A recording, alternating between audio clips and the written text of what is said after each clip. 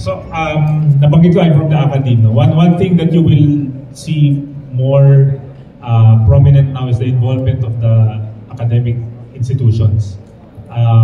Last year, yung isang professor, yung director actually ng Mountain Province State University Coffee Center, sinali niya yung coffee niya, siya yung nag-second place. Siya lang yung one of the 2 winners from Cordillera region.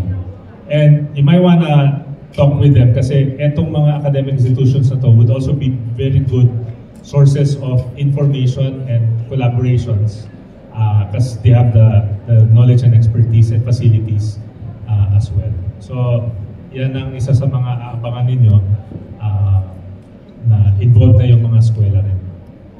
Thank you very much. Ms. J, do you want to add something to that? Yes, so aside from what Doc and Kevin mentioned kanina na yung collaboration natin with the communities and the academe, so most of our invited speakers sa Kapit Kwentuhan series and sa workshops, these are, well, hindi naman sila new sa industry but hindi sila ganun lumalabas. So, para silang mga hidden gems sa coffee industry. And now, we're happy na makaka-join sila sa atin as speakers and makashare sila ng experiences and their knowledge in all aspects. So, ayun, abangan sa PCE 2025. There you go. Ms. Brenda, do you want to say something? That's it. How about Sir Kevin? You want to add some more? Good. All right. That wraps up, or that concludes our Q&A segment. Yes, Sir Kevin. Go ahead. About competitions nga. So,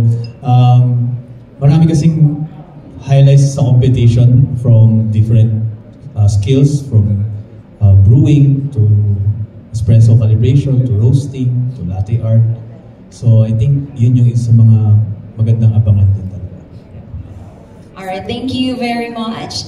Thank you, Ms. Brenda, Ms. J, Sir Kevin, and Doc Mel. Thank you. And of course, our media partners, thank you for asking those questions. And that officially concludes our Q&A segment. Maraming salamat po.